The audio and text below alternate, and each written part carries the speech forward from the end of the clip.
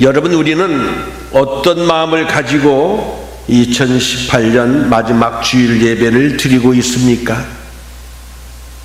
미래에 대한 우리의 인생은 다 내가 어떠한 마음가짐을 가졌느냐에 따라 그 인생이 달라질 수 있기 때문인 것입니다. 오늘 우리는 이 2018년을 보내며 밝은 새해를 맞이할 수 있기를 바라는 것입니다. 분명히 오는 새해는 참 좋으신 우리 하나님께서 우리 교회와 가정과 생업 위에 크고 비밀한 일을 보여주실 것을 저는 확실히 믿습니다. 그러기 위해서는 우리 모두가 세 가지 마음을 갖기를 소원하는 것입니다. 첫째는 감사하는 마음을 가지고 이 마지막 해를 함께 보낼 수 있기를 바랍니다. 본문의 내용은 이스라엘의 마지막 사사요 지도자인 사무엘이 블레셋 사람들에게 멸망당할 수밖에 없는 상황에서 하나님의 은혜로 구원받고 잃었던 땅을 회복하고 난 뒤에 그 과거를 회상하며 돌을 하나 취하여 세우고 에벤에셀이라 이름을 붙였습니다. 에벤에셀이란 말은 오늘 우리가 첫 찬양을 부린 것 같이 하나님께서 여기까지 우리를 도우셨다는 뜻인 것입니다. 즉 하나님의 은혜로 지금까지 살아왔다는 감사의 표현인 것입니다. 러시아가 낳은 무도 솔제니친이라는 사람을 여러분 기억하실는지 모르겠습니다. 러시아의 공산혁명이 한창 진행 중이던 1920년대에는 아직 그는 어린아이였다고 합니다. 러시아의 공산혁명이 일어난 후 50년 동안 6천만 명이 살해를 당했습니다. 그러나 그는 어렸을 때부터 왜 이렇게 끔찍한 일이 러시아에서 일어나게 되었는지를 생각하고 한평생 그에 대해서 연구를 했습니다. 그리고 1983년 미국의 템플 대학에서 강연할 때 다음과 같이 말했습니다.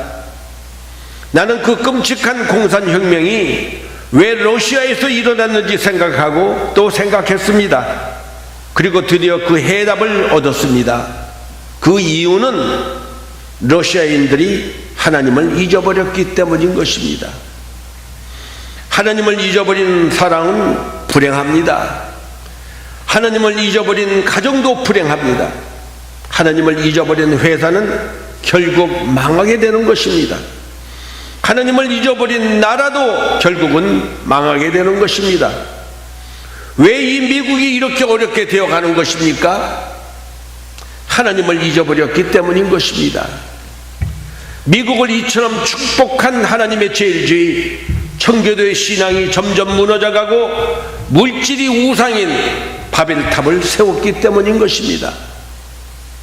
우리는 하나님을 마음속에 모시고 감사하며 섬겨하는 것입니다. 그럴 때 복과 번영이 우리에게 오는 것입니다. 하나님을 잊어버리면 그 순간부터 가난과 저주와 질병과 죄악이 우리들을 침범하게 됩니다. 우리는 결코 하나님을 잊어서는 아니 되는 것입니다.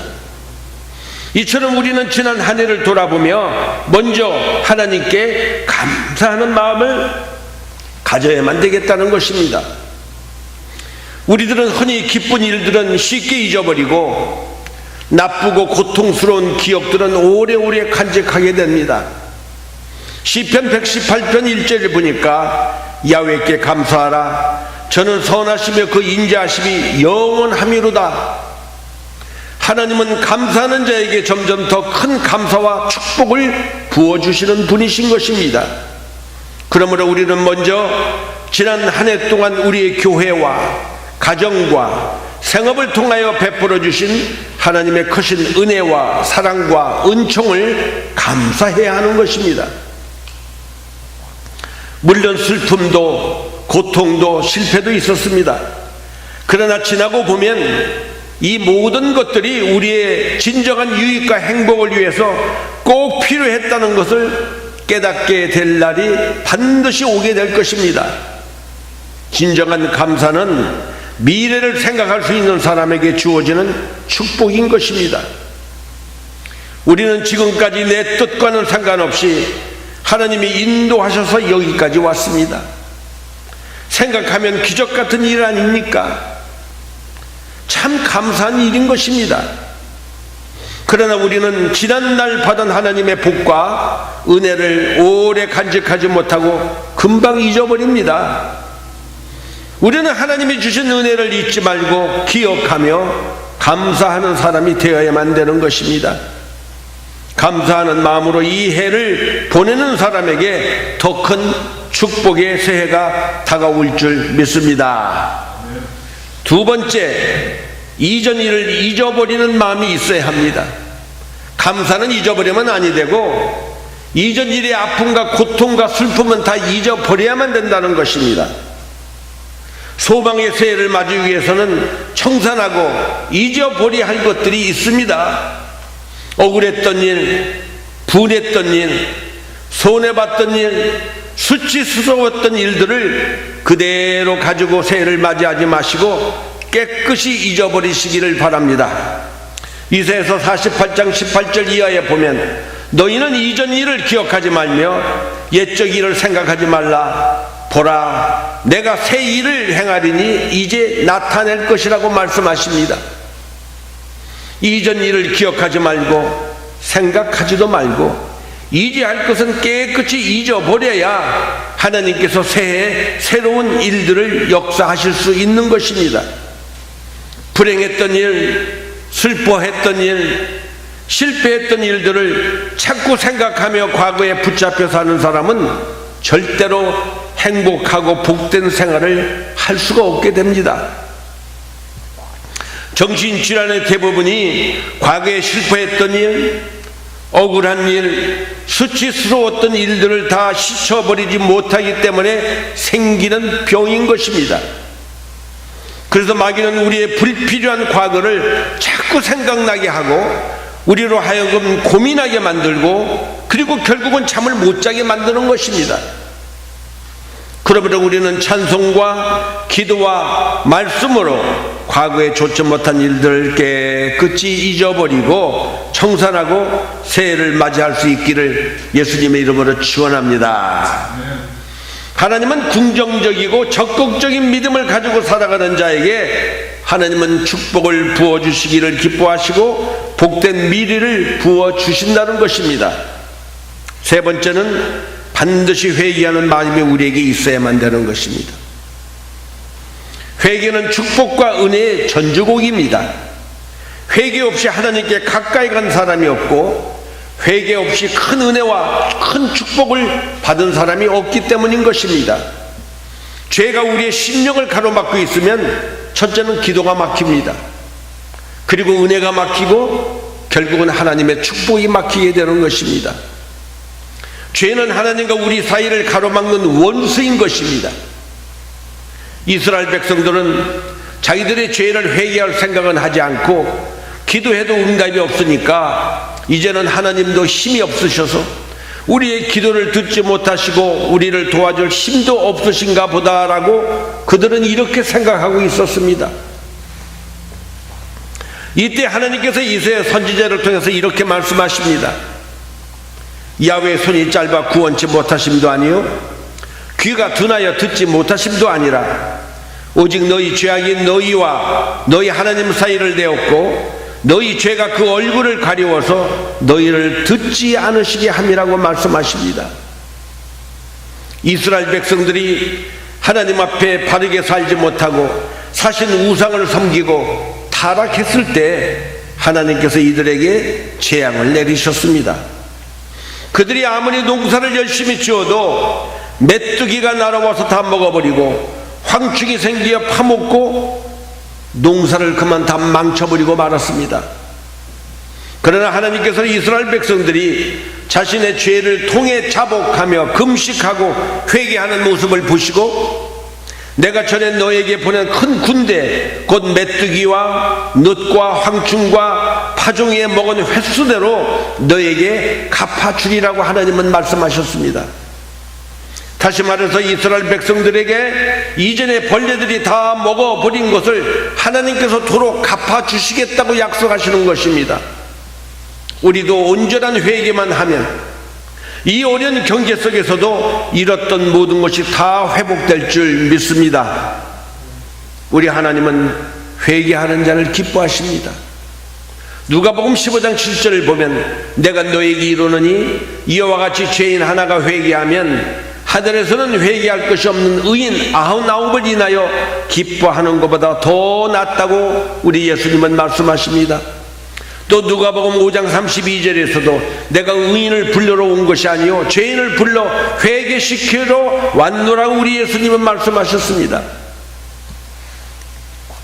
이처럼 철저히 회개하는 것이 얼마나 중요하고 축복이 되는지 모릅니다.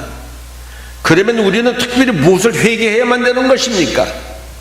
첫째, 우리가 회개할 가장 큰 죄는 기도하지 않은 죄인 것입니다. 사무엘 선지자는 나는 너희를 위하여 기도하기를 쉬는 죄를 야훼 앞에서 결단코 범치 아니하라고 말씀합니다.